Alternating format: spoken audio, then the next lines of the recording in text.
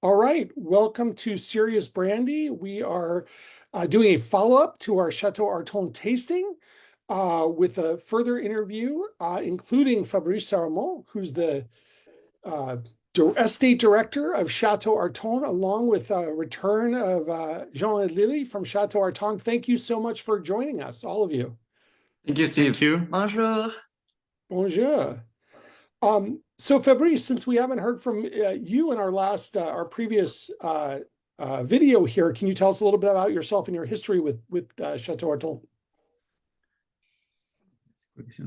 Ton historique avec Chateau oui. Arton et te présenter. Yes. So I work to Chateau Arton since 2002. So I work during 22 years now. And I start with Patrick, with the father of Jean. I start after my diploma of enology. I study in Bordeaux, the Faculty of Enology. And after the faculty, I start directly to Chateau Arton.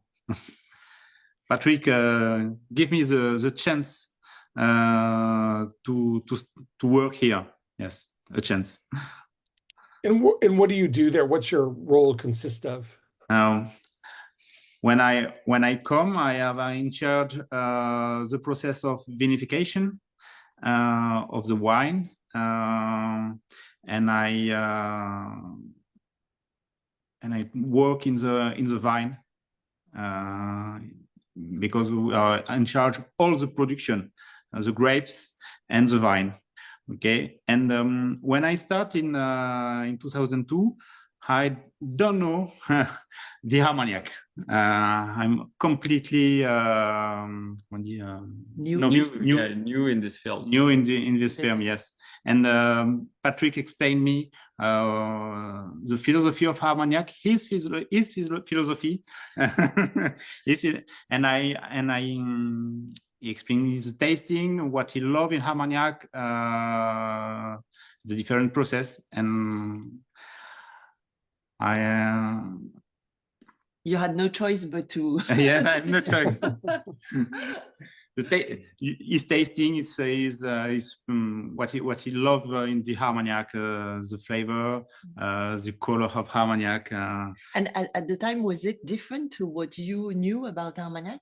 The vision, was it? Well, yes.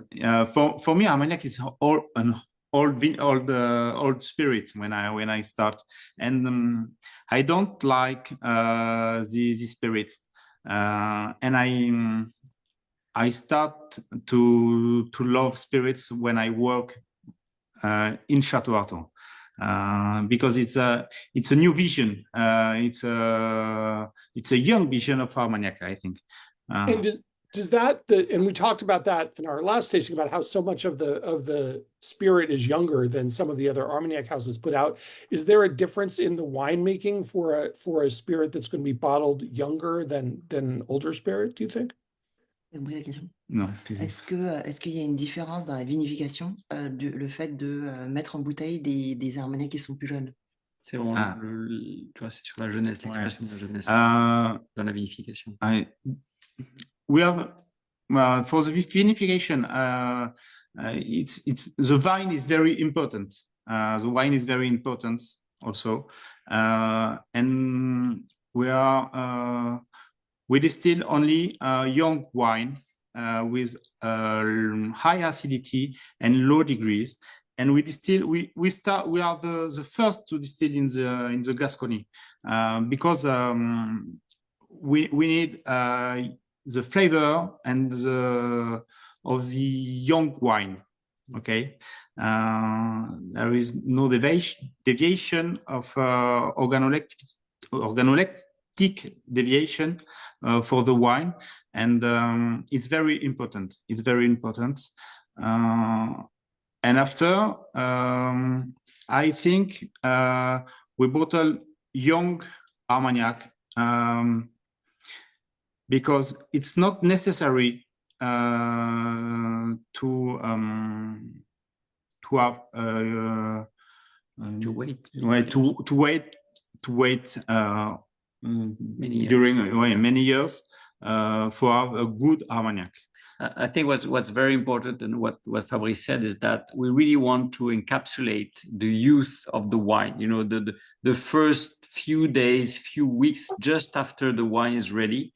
This is the moment where the wine is the more expressive in terms of very, very delicate aromas. And when we distill, we want to concentrate all those aromas of youth, you know, and this is what you find in the Fine Blanche. Naturally, this is really where the Colombard in particular is very, very expressive. And then the same for the Uni Blanc, you know, we encapsulate those elements which are very, very subtle. And we make sure that the putting into barrels won't cover it up, you know.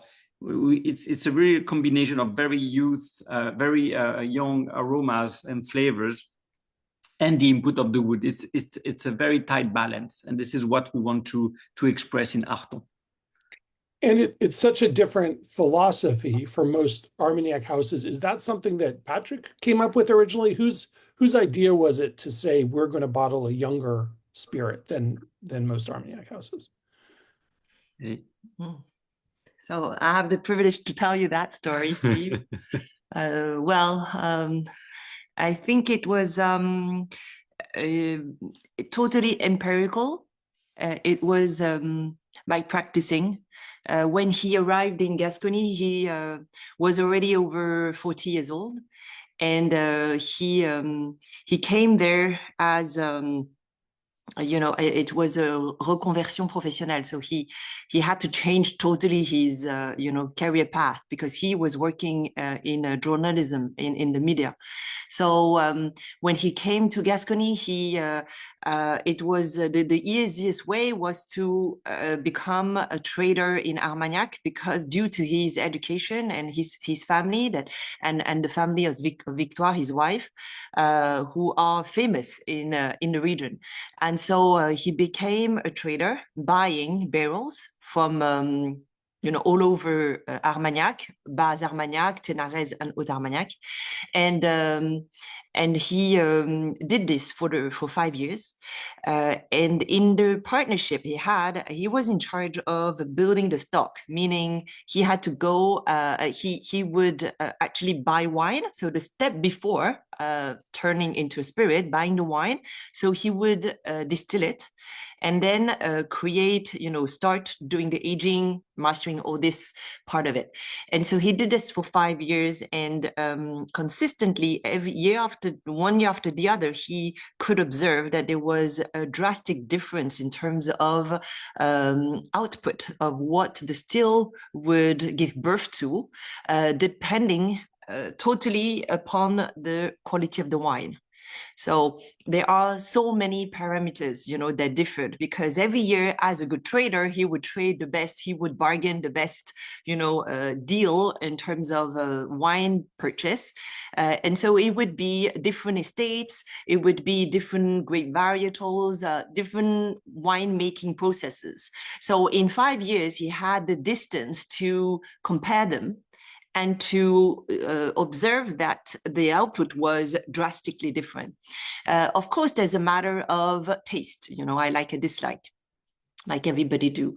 But there's also a matter of if the wine is well prepared or not. So for so many years, there's been a sort of confusion, amalgam between bad wine and distillation wine.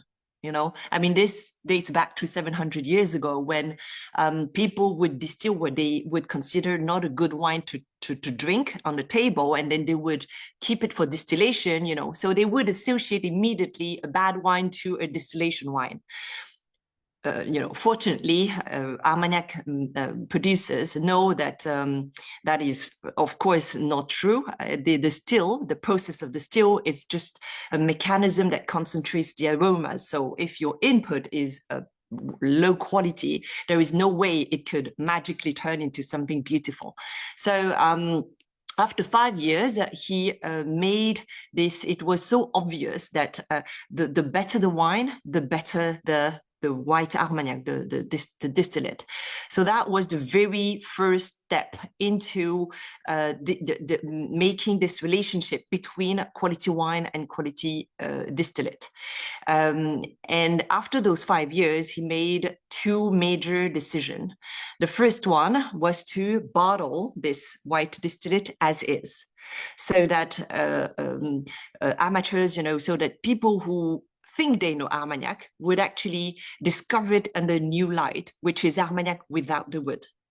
And then he would emphasize how aromatic, and powerful is the palette of the wine expression, how important it is. And then the better it was in terms of taste, the less wood was needed.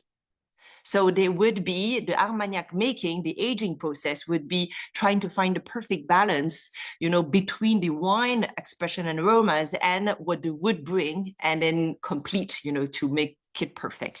That was the very first decision, was to bottle it and market it. The second thing, and this was the birth of Fine Blanche, the first Blanche Armagnac in the market, that was born in 1986. 85, 86. That is 20 years before this became actually a category in France, recognized Blanche Armagnac. The second decision is obviously the only way to control the quality of the wine is to grow it himself. So you see, it was actually the birth of the Blanche Armagnac. It was the spirit that triggered the planting of the vine in Arton. So that is the very beginning, and this was before Fabrice stepped in, because it was only after Patrick decided to grow the vine, to start from the very beginning, which is the plant, the fruit, the grape. He made this decision, and then because we are in Haute Armagnac, our soil is limestone. The vine disappeared since phylloxera, so from 80 years ago, he had to start from scratch, and so it took him 5 years just to plant, to be able to harvest the first grapes. Of course, there was not enough to make Armagnac. And obviously also he had to learn how to make the wine before he could distill it. So this is when, so it took more or less 10 years for him to plant the vine, collect enough volume to do his first batch of wine. He started with a first oenologue lady before Fabrice, and then a couple of years after, he went to recruit Fabrice, who came on board in 2002. So you see, there was 11 years before Fabrice could step in. And at the time, Fabrice, they didn't start the Armagnac yet. There was not enough volume. So sorry, I was a bit long, but it's just to tell you that the very beginning, it was to start by the fruit. And you have to remind me, for the distillation, do you have do you use a traveling still that is typical in Armagnac that comes to Arton? Yeah, exactly. This is what we do, and basically the duration of the distillation range between a couple of days to a week, depending on what we can harvest on a given year. What we do is we distill by wine varietal. We start with Uni Blanc usually. Yes. Yeah. We start with Uni Blanc, and then we follow up with Colombard. What's very important is that, as Fabrice said, is we are always the first one to distill in Armagnac for few reasons. The first one, as we said, is because we really want to encapsulate the youth of the wine just after it's ready. Okay, that's one thing. The second thing is that as we are now organic and we're going to be certified for this vintage, we need to have a mobile still which is fully clean. We need to have the best quality still, and that comes with still which is brand new year after year, because fully cleaned. And is not coming, and we are not coming after another estate which doesn't have our standard in terms of quality.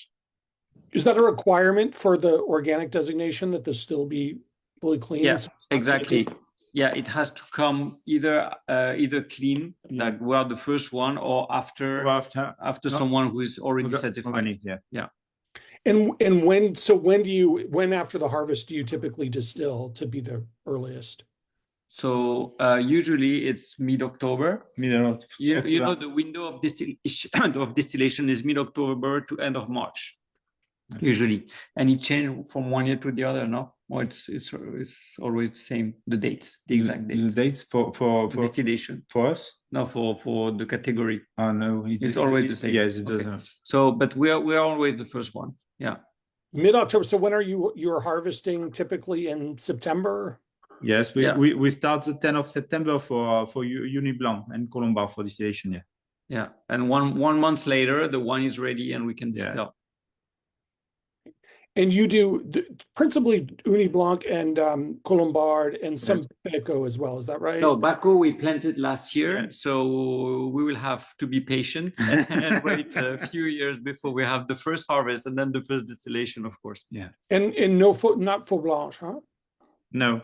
No, I think the Baco, we'll see. We'll see how it expresses itself on our terroir because it's the first. And it's resistant grapes varieties. It's very very robust. Very you know, robust. because of climate change, we need to adapt as well. Yeah. So the category as a whole is pushing a lot for Baco because it's quite resistant to heat waves and also to mildew. So we decided to plant 1 hectare last year and see how it goes. What? Sorry, go ahead, Lily. Yeah, no, I was going to say we're lucky enough to have the Interprofession, you know, the BNIA, who pointed some research about the Baco varietal. So there's been an entire commission only on this varietal because of its resistance to different diseases. And also because it does single out Armagnac compared to Cognac, for example.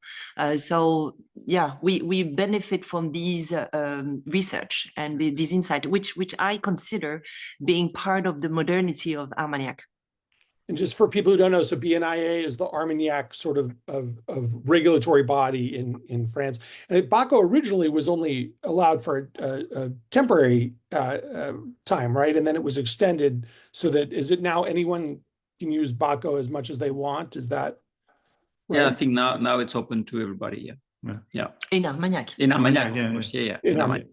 And you mentioned climate change. What are some of the impacts of climate change that you see on the vineyard in the process? Well, first, I would recommend everyone to have this book. So this is Jean's mother, Victoire de Montesquieu. So she wrote it about, I don't know, 2 generations ago, like a good 20 or 30 years ago. I think it's in this book, I learned, you know, the seasons and when fruits would grow, what we should prepare, you know, for cooking and what you should grow in your garden, etc. The other interesting fact is it's by month. It's like, you know, it's 12 chapters, and you actually see when cherries grow, and you see now that there is a month difference. And this was 20 years ago, you know, so in 20 years, the entire, 1 month out of 12 is massive. So there is a clear difference of timing and cycles. Then now on the vine. So the climate change, we see it, you know, on many elements. I think there is, you know, we had over the past 2 to 3 years, completely different years after years. So we had 1 year with no water at all. 1 millimeter in 4 months. Yeah. Last year, we had rain from October to March or May, nonstop. So just for people to know, if you have no water, because we are in a terroir which is AOC, you know, which is a controlled appellation, you're not allowed to water. Because AOC means that you gather the perfect natural condition to grow something. So it means that you're supposed to have enough water to grow Armagnac. So if there's no rain, obviously the fruit, there's no juice. You know, you see, you have the grapes that are tiny. So you have the same amount of work the entire year, you know, to produce, to grow your vine. And at the end, no juice. No juice, meaning no wine, no Armagnac. You know, so it's just for people to really visualize the impact of drought over the yield. Yeah. So this year, as an example, you know, we are almost in November, and it's last I mean, yesterday or the day before was 26 degrees. So it was surprising. So, you know, long-term cycle on a yearly basis, and also very extreme change of weather. So last year, 2 years ago, was it last year? Last year, for the first time in history of Arton, and my parents can say that, and all the neighbors around, we had a tornado, you know, going through Arton and destroying 40 trees like muppets, like completely destroyed. Beheaded them. Beheaded them. We had hail, we had very, very strong winds, and we lost the entire harvest again. So 2 years in a row. So In 1 hour. in 1 hour, 1 hour. 10 minutes, whatever. So we have cycle of higher temperature, full rain or no rain, and then extreme events, much more than we had in the past. Since I'm Arton, so 22 years, every year is different. Every harvest is different, and every climate is different. So we need adaptability, and this is what we invested a lot in over the past 2 years. How can we react to, you know, strong event? How can we react to very long rain seasons, I might say? So we equipped ourselves with element, you know, and also in parallel to this, we transformed the vineyard into organic and biodynamic. So we added some challenges on top of very variable conditions. So Also because to us it became so obvious that there is no other way. You know, it's if you want your entire, all your plots to be sustainable in the sense that strong enough to resist to all these, the climate change, you also need it to be flexible, to be alive. If it's totally assisted with chemistry, with chemicals, there's no way it could adapt to the living and to the environment.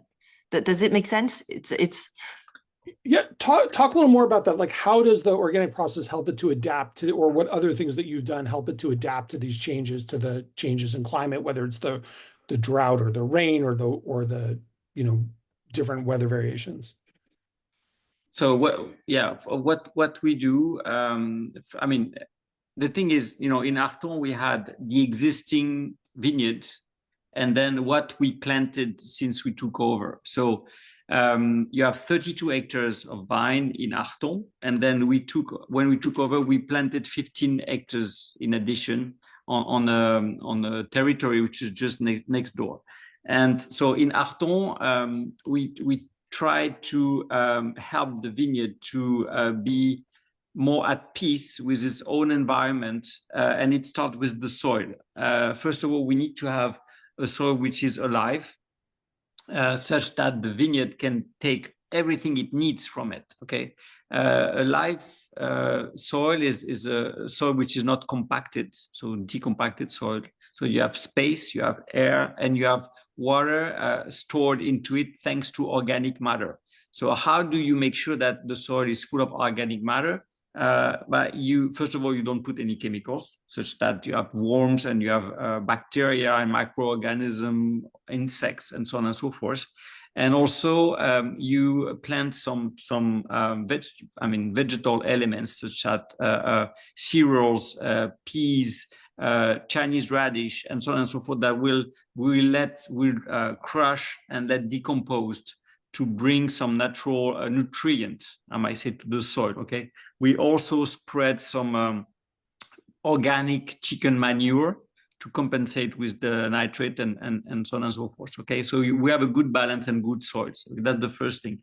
And then what we want to make sure is that microorganisms which are alive in the environment are colonizing the vine, you know, to protect itself. You know, the microorganism being on the plant, it will defend itself against disease and so on and so forth. You know, so we tend to reinforce this mechanism by spraying more microorganism and by spraying product that will help microorganism to grow on top of the vineyard.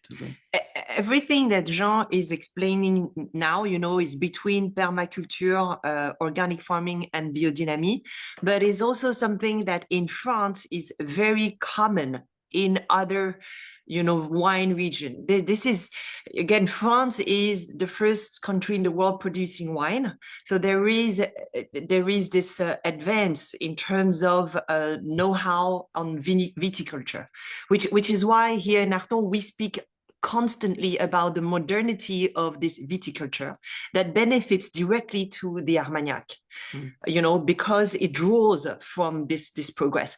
And all the work, I mean, actually, as brandy, you know, maker and Armagnac producers, it's 90%, 90 of our work happens, you know, before the winemaking, actually. So 90% meaning also in terms of, you know, investment, equipment, you know, it's the whole work happens actually even before you make the wine. After, when you start the winemaking process, there is of course also here a lot of new discoveries about how to make wine. So technically speaking, the wine we use for Armagnac is vin nature. You know, there hasn't been any added sulfite or any conservative, nothing. So we are talking about vin nature that are being distilled. So, you know, we draw and we are close to other farmers, other winemakers who are using these techniques and practices to learn, to exchange, and to distill our Armagnac. So it's clearly alive. Do you know how many other organic Armagnac producers are there? Few. Yeah, I can't think of any that very limited. So we see some bottles from time to time on market saying organic Armagnac, but it's very, very limited. And really we see ourselves more on the biodynamic and on the permaculture side and philosophy than just the organic, which is for us more administrative type of positioning. The organic Armagnac you would find is most of them come from trading houses, you know, which have a range of products that are organic, meaning that they buy their distillation wine from organic winemakers. Yeah, and then they just distill it. Yeah. But they're not integrated, you know. Yeah. And when in the process did you decide to make the decisions to go biodynamic, organic permaculture? When in the process did you? So it's a good question. So you know, my background is environment, right? And also, so I've been working 20 years and more in the water sector, waste sector, and so on and so forth. And Fabrice had the same sensitivity, and my father had that. Yes. You know, it was just not put into projects or materialized with some targets. It was just, okay, let's not use herbicide anymore. And that was many years ago, 15 years ago. Let's try to reduce product that we put on the vineyard. When we took over with Lily at Fabrice, we just decided to close the gap and say, okay, let's do it properly. Let's get certified organic, while already putting in place some philosophy of biodynamic and permaculture. And really, when we, as I told you, we acquired 15 hectares of 35 hectares, including 15 hectares of ground soil, plot, yeah, that we planted with vine. And we said, okay, in those 15 hectares, let's do permaculture. And permaculture is another dimension. So I talked to you about organic certification, which is more administrative. I talked to you about biodynamic, which is microorganism centered, you know. And then permaculture is basically, how do you make sure that when you plant a vineyard, you create the ecosystem around it such that it can evolve by itself. Okay, it can defend itself. It is self-sustainable. Okay, and to do that, first of all, and I come back to the soil because this is very, very important. A healthy soil, a soil which is alive, is the key. Okay, once you have that, you need to manage water, because water, it's an important resource, but that can also be a threat, because when there is too much water, it will remove the organic layer of topsoil, which is very, very important. So you need to canalize the water. And this is what we did in Moléon, which is the estate I talked to you about, is to create some ditches all over the plots to make sure that when it rains, the water stays there. And then around those ditches, we planted some hedges with a lot of varietal of bushes and trees to create some diversity, okay? You need to understand that the roots, what's happening at the roots level is very important. So what the vineyard that we planted at the same time that the hedges and the trees are already connected at the roots level to create a global networks that balance itself. You know, when you have a scarcity of water, when you have a scarcity of nutrients, at roots level, all that will compensate itself, you know, because the ecosystem was created all together. And that's very important. And we didn't plant the vineyard straight in line, but we really followed the key lines such that we created some sort of terraces. Basically, we came back 100 years back and we recreated some very healthy and sustainable ecosystem around each one of our plot of vineyard. And that's permaculture. Jean, can you talk a little bit more about your background? Because you were from this family, but then you went into, you did water management, right, and other environmental sciences. Talk about that and how it impacts your work at Arton. So it's just I think a view that I have about the environment is, you know, having grown here in Arton, I was very, very early in my age, 16 years old, I knew I wanted to work in environment. So a special taste for waste management and water production and treatment. So I studied engineering. I went to Texas A&M to do a master in environment. Then I worked for an American company, AECOM, for many years, consulting industrials in France how to remediate impacted soil and groundwater. Then I went back to school to do an MBA to learn, you know, why I was doing all this, financially speaking. And then I joined, I was quite funny, I joined a cement company from Mexico, from, you know, Cemex. Why? Because they were using a lot of waste retreated to remove the use of coal. So, you know, an alternative fuel usage versus coal. And then I joined international water company and waste company named Suez, which is French. And they sent me all over the world. So I went in Asia, China, in Hong Kong, in Singapore, and then I came back to Paris. And now, in addition to what I'm doing here in Arton, I continue working for a corporate, and that's an American company again, and that's Xylem, which is specialized into water treatment and water management.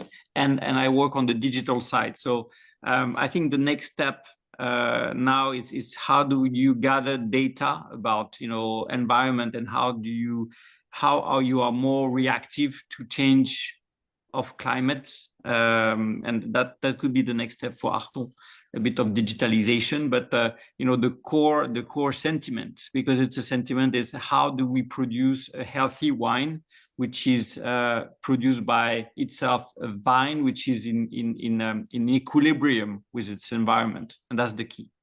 Yeah, I want to say I'm impressed. You didn't pick up any Texas accent in your English. No, I lost it. I had it for a year. Let's talk a little bit about the aging, because you talked about that a little bit in our last in our tasting about the aging process, and I know you start in very new barrels and then just transfer to used. Where do you get your casks from? Où est-ce qu'on trouve Les barriques? les barriques? We work since Beginning. Since the beginning with Gilles Bartholomon, Tonnellerie Bartholomon. It's near situation in the land near Gers. It's a local production. He use Gascony oak, Gascony oak. It's very important to have Gascony oak for aging Armagnac. Yeah, because as you know, I mean, the tree, the oak, will also express its soil, you know. So it's also a good combination between, you know, the expression of the terroir by the oak and the addition of the expression of the terroir from the vineyard. And are the barrels subject to any treatment before you toasting or any other treatment before you use them? Yeah, it's Yes. toasted, of course. Yes, it's a high toasted treatment. I have tried another barrel maker last year, but it's not in accordance with her Armagnac. The best for us is Bartholomew. Yes. Does the organic regulation require anything particular of the casks? No, there is no I don't think no so. regulation. No. Oak is natural. Yeah. Oaks are quite natural by itself. And so for the most part, all of your barrels come from the single producer in Jura. Absolutely, yeah. Which is is one of the last cooper in Gascony. So we cross finger and we hope that age, with its age, is getting older like everybody else. So we hope that somebody else will take over. The thing is, he knows us very well, and when we order a barrel from him, we keep it, forever. So we still get some phone calls every month asking us if we would sell our exhausted barrels, which we can't, because as you understood, we are growing our stock, so which is why we are continuing to plant new varietals for Armagnac. And so those barrels are very precious. We always start the aging in a new cask for a very limited time. And then as soon as we consider that there's enough wood, we transfer the spirit into an exhausted barrel. And then there it's going to stay. And when we finish this barrel, it's going to, welcome another batch. And so we need to keep our casks. Those casks need to be, they are assembled without any glue or nothing. Obviously, it's just water and flour for the beginning. That's it. And then for life, it stays like this. So you have to pray very hard so that there's no accident. I know that the year when there was drought, there were many incidents in the Armagnac category because some barrels, exploded due to the heat and the differences. Yeah. So of course, when you lose a 400 liter of, something you've been aging, even for a very short amount of time, like 10 years, you're still losing your production. And how many casks aging do you have at Arton? Now we have 100, approximately 100. Yeah. And they're all there on the property in one of the cellars there? Absolutely, yes. Yeah. How many? We have 4 cellars here on the estate, which is a true gift and privilege, because when you come here, you don't see them at all. They are perfectly integrated in the landscape, which if you talk to Patrick, the landscape is truly what is the most, is the key element, because it's his world. It's the landscape, what you see. So 4 cellars perfectly integrated, so it's basically inside the inside the estate. 2 cellars are dedicated for the wines and 2 cellars for Armagnac. And how many casks do you fill per year generally? I know it varies. It depends on the year. Between the best year we had were around 15 barrels, and 15. Yeah, 15. And last year we had like two barrels because of the tornado that destroyed everything. And this year we are skating up a little bit, so we are around 9 or 10. 9 or 10, yes. But this year is organic. Yeah. So it's a very interesting batch. It's critical because there's going to be a before and after, 2024. The fantastic news is this harvest 2024, certified organic, is the highest yield we ever had in 35 years. So this is really bravo Fabrice and your team and his team. Yeah. But this is a true, I think, reward for 20 years of work. What did you have to do, because you were already doing the biodynamics, what did you have to do in addition to get the organic certification? Est-ce que Question tu fermée. fasses en plus pour avoir la certification bio? We have stopped the treatment, chemical treatment for the vine. So it's a step c'est là qui manquait. We lose. We're missing. We're missing to have organic certification. Yeah, so we completely, I mean, even though we had this decreased a lot the chemical inputs over the past decade, 15 years. 15 years, we decided when we took over to stop completely and replace it with natural products. So the natural products are, I give you some examples. It could be honey, could be a special soap, could be how do you say oil, very concentrated oil of Essential oil. what? Yeah, essential. Essential Oil. It's difficult to say. What else? We are doing some tea made out of concoction. Concoction Of made different of plants. different plants. And it works. I mean, we spray, of course, on the vineyard itself when you have the leaves, but also on the soil. Like just now, as an example, we are putting a lot of microorganism in the soil that will hibernate. They will sleep during the winter and then wake up at the spring. Steve, all this is very well controlled with some advisors, that are helping us. They're coming regularly to work with the team, to test, to see how it reacts. That's why it's a conversion that takes 4 years. There is a reason why. So every year they make some prélèvement, samples, and then they need to analyze it and then check what is the good ratio. Yes, but for example, there's things where you are allowed to treat a certain number of time, but you have 5 years to use this quota.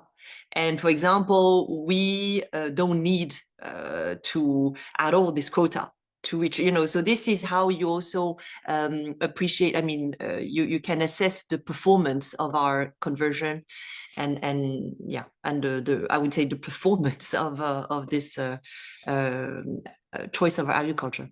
And so this was the first year that it's fully certified organic, is that right?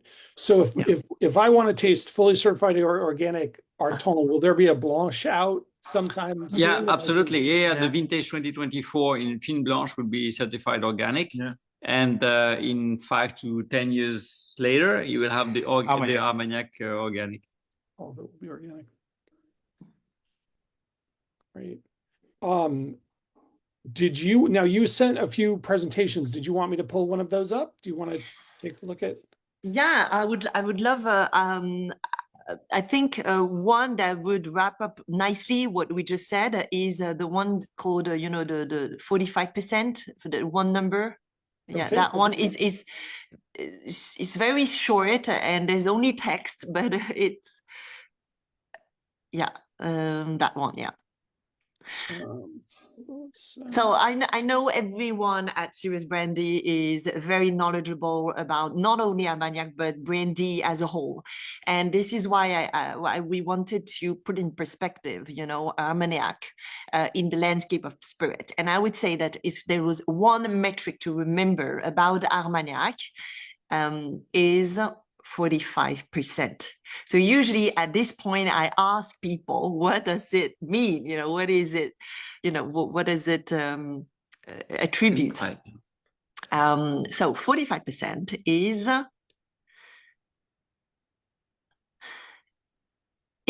the raw material. It's 45% of the matter of the distillate is the raw material, because Armagnac is distilled at 55%. Okay, so it's the remaining matter, and that matter is still at the state of wine. So you can scroll down. So if it's about the raw material, it's all about the agriculture. It's, so it means we are nearly half of the matter is still alive. So it relates directly to the quality of the agriculture. In France, it's extremely advanced and modern. And I stress a lot of emphasis on this word modern because it's in opposition to being creative. Okay, so here modernity, it's experimental, it's scientific, it's and you have in France the Vin Nature, Vin Biodynamie. It shows that it applies those knowledge. So if I just make a little aparté about modernity and creativity, it's, a lot of people tell me about the finish they have, they have fun with finishes in different barrels. And I know it's quite common in the world of spirits. Yes, I would call this creative. And yes, it's endless. You could have so many variation on the aromatic, and you have fun, just like when you blend tea or when you create a new perfume, like a fragrance. But modernity, it relies on science. Modernity is about the technology. And that technology is everything we discussed about the agriculture, the biodynamie, the permaculture, and the organic farming. So our estate has been in permaculture for 15 years, officially organic this year, and now in conversion to biodynamics. And I think that's what I wrote, yeah? No. Okay, yeah. So not only to ensure the food traceability of our product, so this is also, that first sentence also says that in a way, Armagnac has now in 2024, this fantastic opportunity to address to people who want to know what they're drinking in the glass. I think that we are facing now a new generation of people who want to know what they're eating, what they're drinking. This traceability it has become an enjeu. It's something at stake.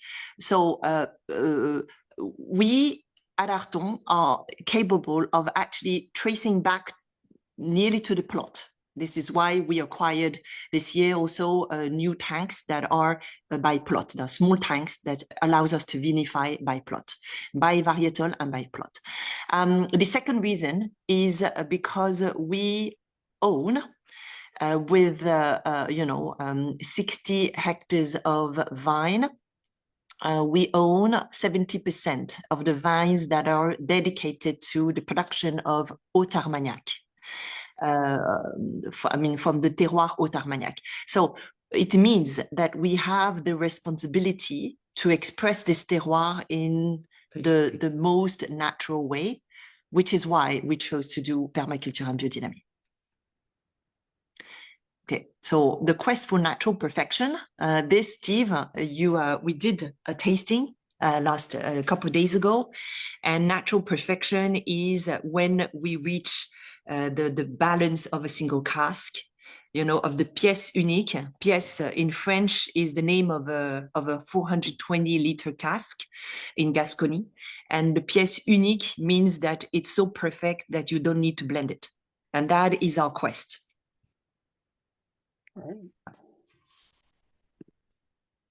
So if people remember that, metric 45%, then they really understand the nature of Armagnac, which is actually the living. It's a living spirit. Eau de vie in French means living spirit in English. And then if there's something fun to show everyone to share is maybe the little movie that we did, that I post on LinkedIn.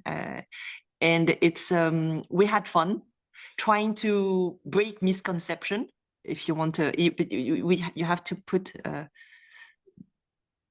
Yeah, hold on one Yeah. sec. I have to see if you have sound, it would be better on the movie. I mean, it'll take me just a second to pull it up.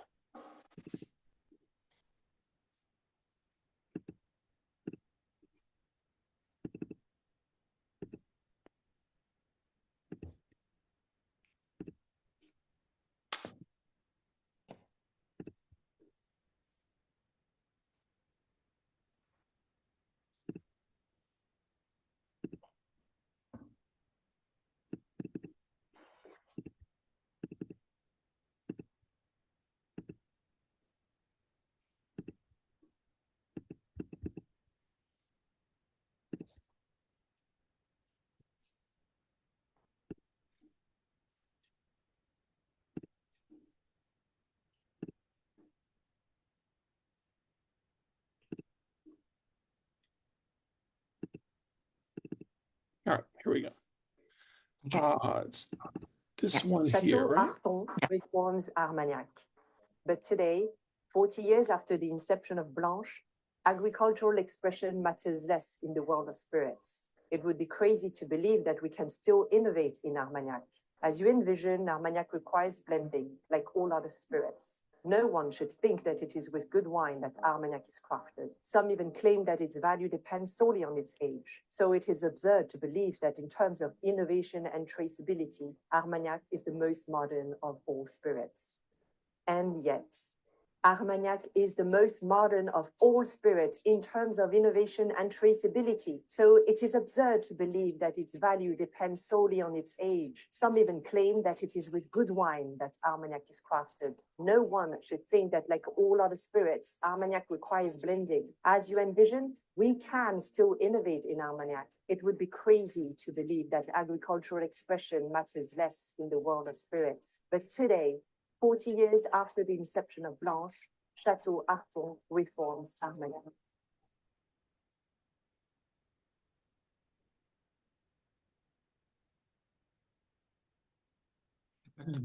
Normalement, il y a de la musique. Sorry, I don't know where the music went, but Normally there's some music at the end, but whatever. That's great. All right. But you got well, the message. Yeah, we do. Well, with that, thank you so much, Jean-Louis Fabrice. It's been a pleasure. It's been very informative. I really appreciate you taking the time. And we will look forward to all of that organic Arton hitting the shelves pretty soon. We hope so. Thank you, Steve, for your time. Thank you. thank you, everyone. Bye. Cheers. Thank you. Bye-bye. Ciao.